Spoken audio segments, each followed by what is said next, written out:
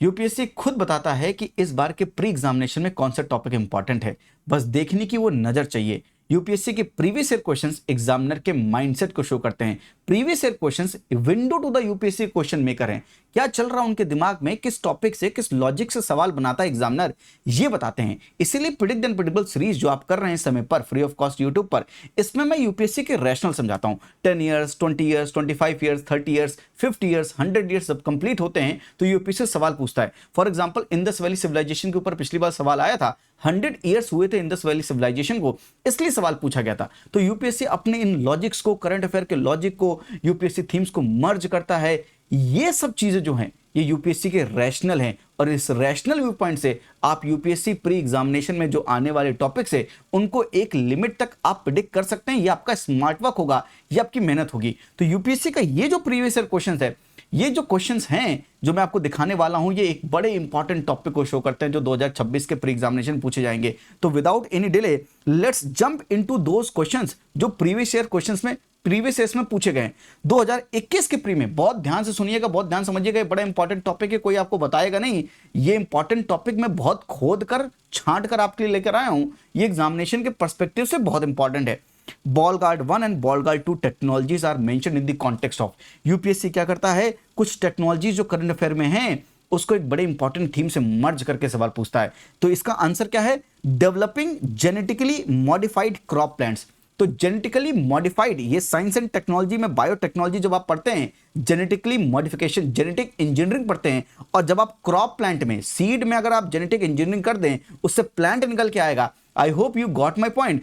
Agriculture, crop plant is agriculture, genetically modified is science and tech. और UPSC ने दोनों को मर्ज करके बॉल गार्ड 1 बॉल गार्ड 2 टेक्नोलॉजी जो आपने सुनी थी, developing genetically modified crop plants के कॉन्टेक्स्ट में सुनी थी। इसका आंसर क्रॉप प्लांट। देखिए, और बाकी ऑप्शन में भी देखिए, क्रॉप प्लांट, यहां पर प्लांट है और जेनेटिकली मॉडिफिकेशन के बारे में बात हो रही है। 2021 का ये पीवाईक्यू ध्यान से देख रहे हैं, इस पीवाईक्यू को 5 साल कंप्लीट हो गए हैं।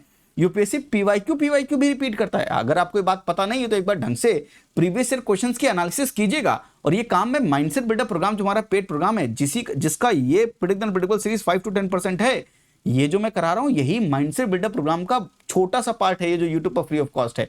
आप उसको करेंगे, आपको समझ में आएगी, बहुत चीजें समझ में आएंगी। तो 2021 का ये प्री का ये सवाल देखिए, 2018 में पूछा, प्री 2018 में पूछा, जेनेटिकली मॉडिफाइड जीएम मस्टर्ड।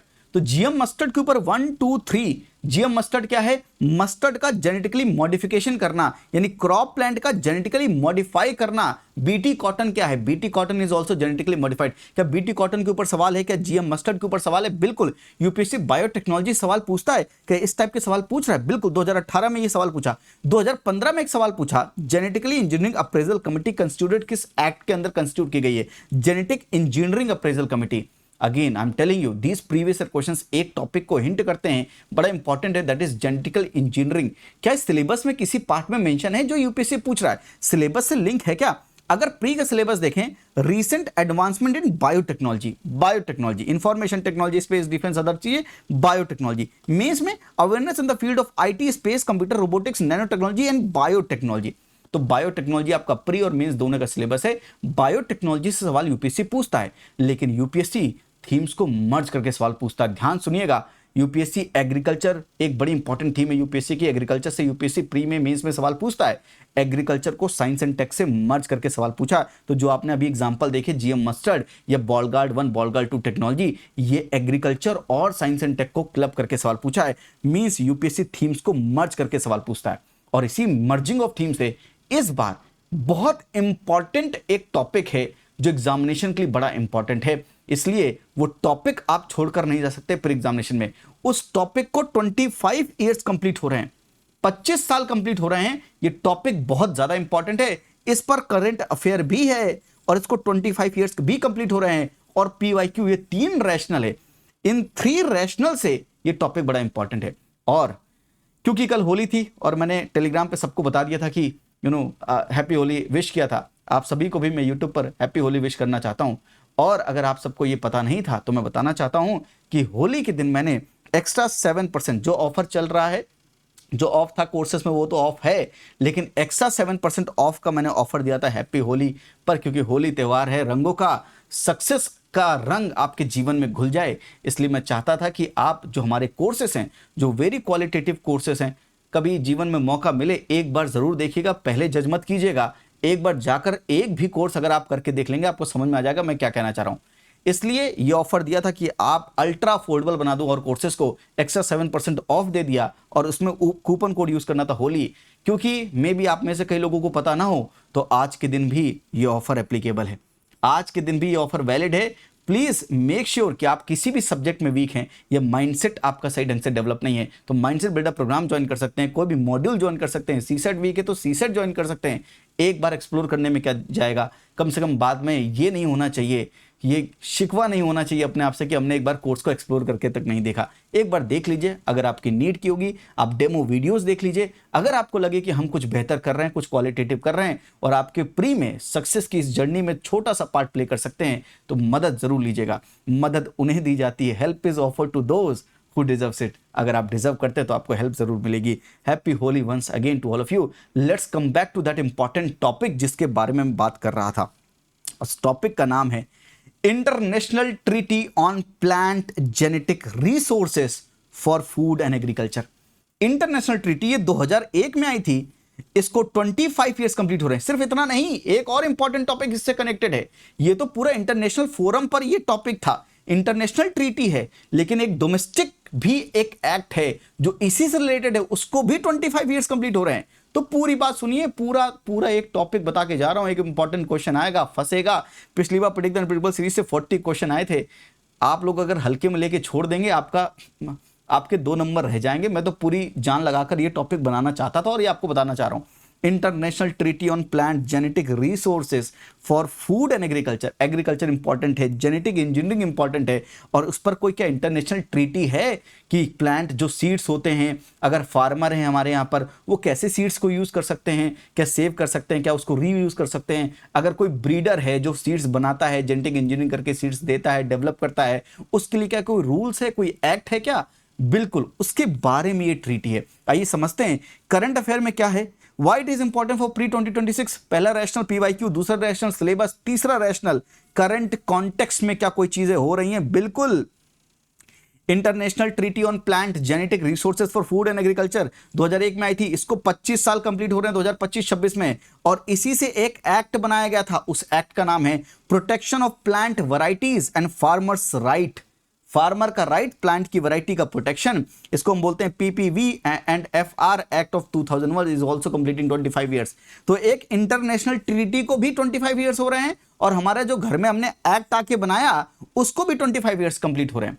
यानी ट्रीटी को हम जब साइन करते हैं और जब घर में आके उसको रेटिफाई करते हैं, उसके ऊपर एक एक्ट बनाते हैं, तो उन दोनों को ही 25 इयर्स कंप्लीट हो रहे हैं। साथ में करंट कॉन्टेक्स्ट में देखें, डाउन टू अर्थ में एक आर्टिकल आया, सीड बिल जो हमने 2025 का लाया था, सीड बिल आया था 2025 में, करंट अफेयर का कॉन्टेक्स्ट है।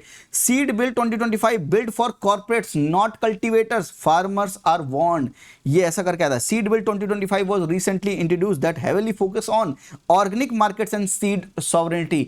इसके ऊपर एक करंट अफेयर। उसके बाद देखिए साथ में IIT BHU and FAARD FARD sign memorandum of understanding for integrating cutting edge agriculture research। तो IIT BHU and FARD ने इन सबको मेमोरेंडम ऑफ अंडरस्टैंडिंग को साइन किया है कटिंग एज एग्रीकल्चर रिसर्च के लिए। क्या यूपीएससी ऐसे इंस्टीट्यूशन पर फोकस करता है? क्या सवाल उठता है कि अगर ऐसी चीजें हो रही हैं तो क्या यूपीएससी ऐसे इंस्टीट्यूशंस पर फोकस करता है? क्या कोई ऐसी चीज? Does UPSC focus on such institution? Let me give you again the previous year context. बिना रैशनल के बात नहीं करेंगे, प्रीवियस ईयर का कॉन्टेक्स्ट देता हूं। क्या यूपीएससी कुछ ऐसे सवाल पूछता है जो करंट अफेयर में होते हैं उन इंस्टीट्यूशन से या उस टेक्नोलॉजी से सवाल पूछता है?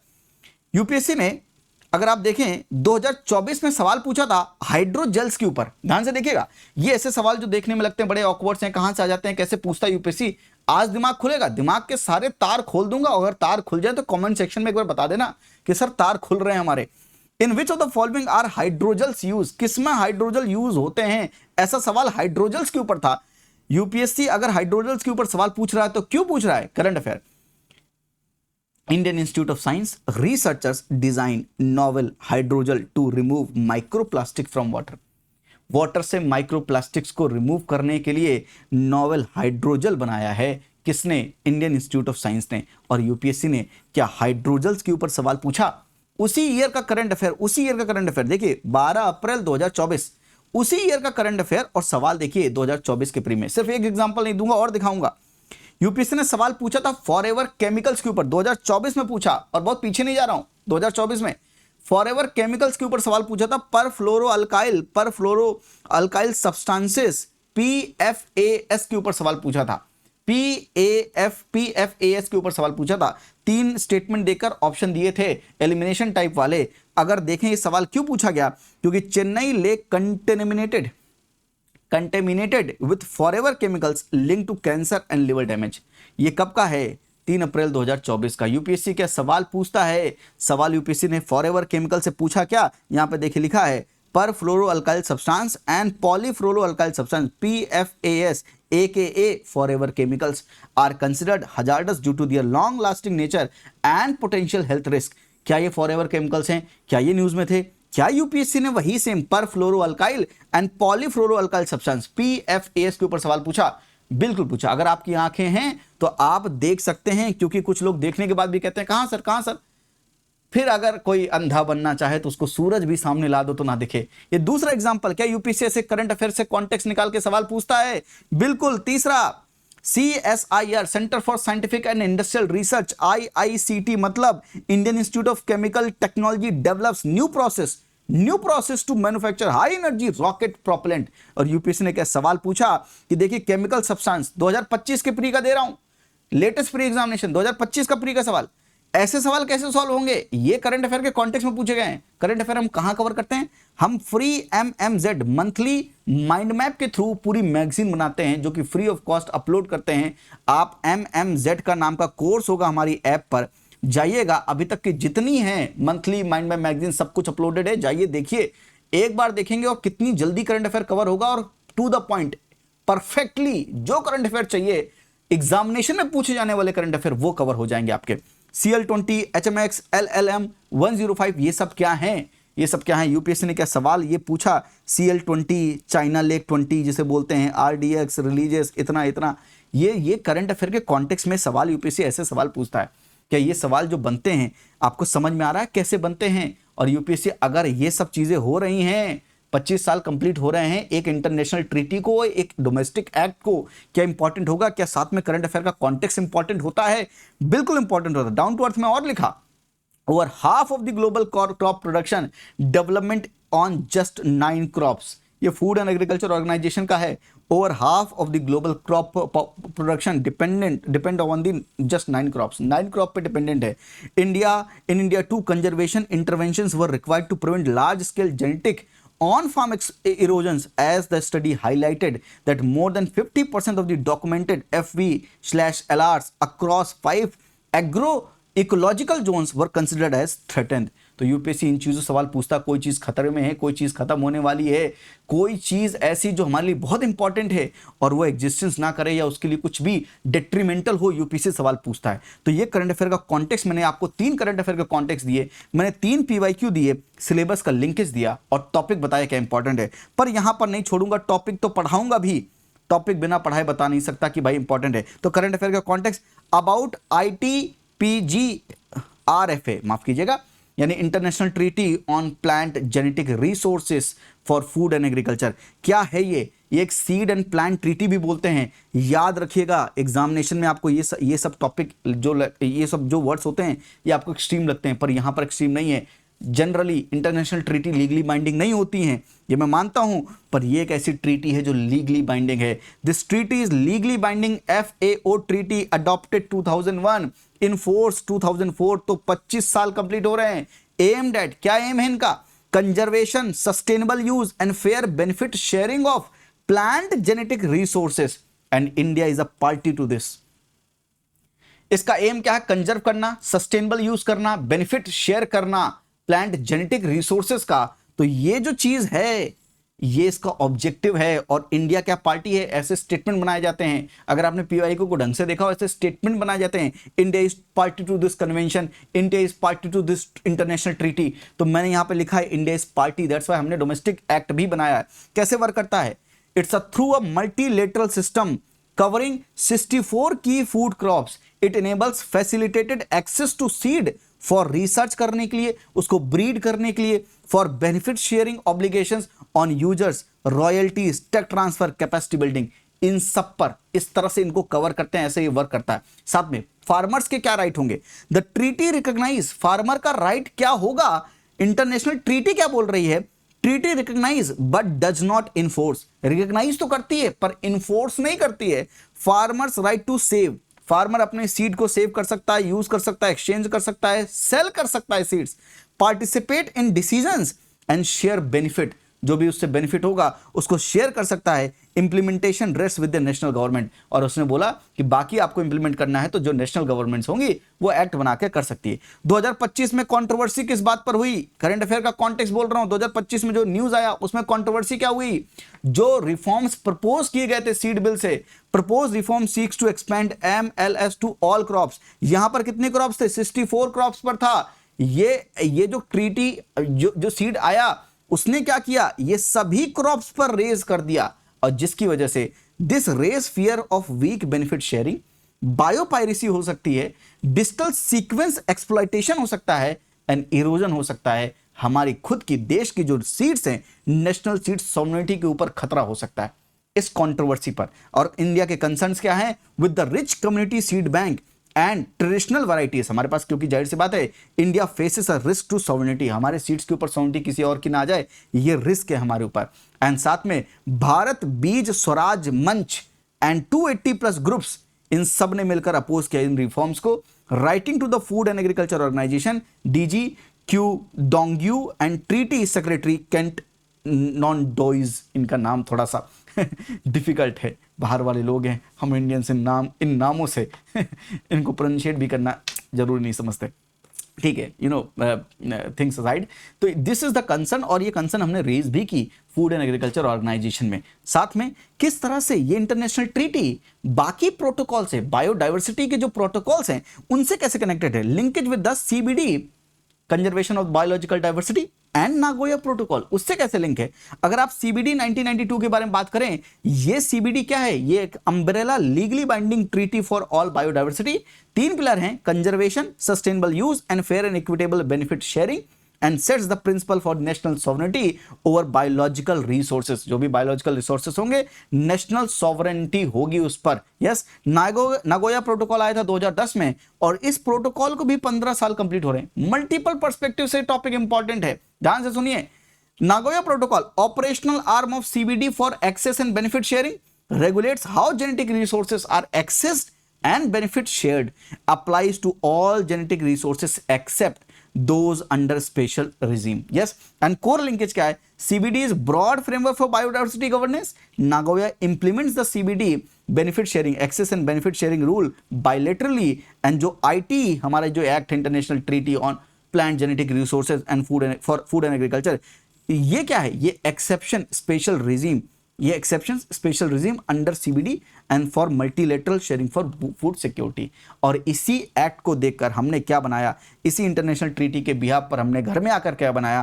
Protection of plant varieties and farmers right. अपनी प्लांट वैरायटीज को कैसे प्रोटेक्ट करें, फार्मर के राइट्स को कैसे अपहेल्ड करें, एक्ट बनाया 2001 में। इसको भी 25 ईयर्स कंप्लीट हो रहे हैं। ध्यान से, क्या ऑब्जेक्टिव है? वही protects the plants breeders right, जो प्लांट ब्रीडर होता है, जो प्लांट को ब्रीड करते हैं, उनके राइट्स को प्रोटेक्ट करना है। साथ में हमें फार्मर्स के भी राइट्स को प्रोटेक्ट करना है, and promote development of new plant varieties. India specific law है, yes, a sui generis IPR regime under TRIPS article 27.3B tailored for Indian agriculture. And farmer का राइट क्या होगा? फार्मर्स राइट क्या होगा? आप सेव कर सकते हैं अपनी सीड्स को, बिल्कुल, use, sow, resow, exchange, share, sell, farm save seeds except the branded seeds. Branded seeds को नहीं कर सकते, बाकी सबको आप फार्मर्स ये कर सकते हैं। एंड फार्मर्स का recognition and reward for conserving traditional varieties, इसको भी रिकॉग्नाइज किया गया है। साथ में ब्रीडर्स के क्या राइट होंगे? जो ब्रीड करते हैं उनका क्या राइट होगा? Breeders have a right, exclusive right to produce, sell, market, distribute a registered variety. जो रजिस्टर क्या? For a fixed period. तो फिक्स पीरियड के लिए आपने जो रजिस्टर्ड वैरायटी है उसको आप प्रोड्यूस कर सकते हैं, सेल कर सकते हैं, मार्केट कर सकते हैं, डिस्ट्रीब्यूट कर सकते हैं। रजिस्ट्रेशन क्राइटेरिया क्या है? Variety must meet NDUS. What is NDUS? N for novelty, D for distinctiveness, U for uniformity and stability. Benefit sharing, mandatory sharing with farmers communities contributing genetic material. Authority कौन होगी? वही PPV and FR authority होगी। Registers varieties and manages rights, rewards and compensation. And last, relevance today, आज इसका क्यों relevance है? It acts as a domestic safeguard amid concerns over seed sovereignty and global seed access regime, इसलिए ये important है। तो मैंने पूरे टॉपिक को कवर कर दिया है। इंटरनेशनल ट्रीटी में क्या इंपॉर्टेंट है, उसका क्या लिंकेज है, और किस तरह से हमारा डोमेस्टिक ट्रीटी में क्या चीजें इंपॉर्टेंट है। मैंने हर एक चीज इंपॉर्टेंट जो चीजें हैं 2026 से, अगर यहां से 1 या 2 सवाल आएंगे, कुछ भी ऐसा नहीं होगा जो यहां पर कवर नहीं हुआ। अगर आपने ढंग से इसको पढ़ा है तो आपका सब कुछ कवर हो जाएगा। अगर ये पीडीएफ चाहते हैं, इन केस अगर आप चाहते हैं, अगर आपने लिख लिया हो तो अच्छी बात है। अगर पीडीएफ चाहते हैं तो मेरी ऐप डाउनलोड कर लीजिएगा, लिंक डिस्क्रिप्शन में है बिल्कुल। ऐप डाउनलोड करने के बाद आप predict the unpredictable series, free of cost है बिल्कुल। प्रिडिक्ट दी अनप्रिडिक्टेबल सीरीज का ऐसा मैंने कोर्स बना दिया है। ऐप पर आपको ये कोर्स दिख जाएगा 2026 के लिए, और इस पर आप जैसे फ्री कोर्स है, आप जाएंगे यहाँ पर पीडीएफ अवेलेबल है। मैंने वन शॉट में स्पीसीज भी कवर करने के लिए उसका पार्ट 1 जो पिछला वीडियो था, स्पीसीज जो इस बार के एग्जामिनेशन के लिए इंपॉर्टेंट है, वो पीडीएफ भी अपलोड कर दी है। आप उस पीडीएफ को भी एक्सेस कर सकते हैं। आई होप ये वीडियो आपके लिए फ्यूचर में प्री एग्जामिनेशन में, प्री 2026 में बेनिफिशियल साबित हो। इस टॉपिक से जब सवाल आएगा आप उछलेंगे, आपका कॉन्फिडेंस बूस्ट होगा, एग्जामिनेशन में आपको नंबर मिलेंगे। ये प्री तो निकलेगा पर निकालने में मजा बहुत आएगा। आज के लिए इतना ही। हंसते रहिए, मुस्कुराते रहिए। थैंक यू, नमस्ते, जय हिंद।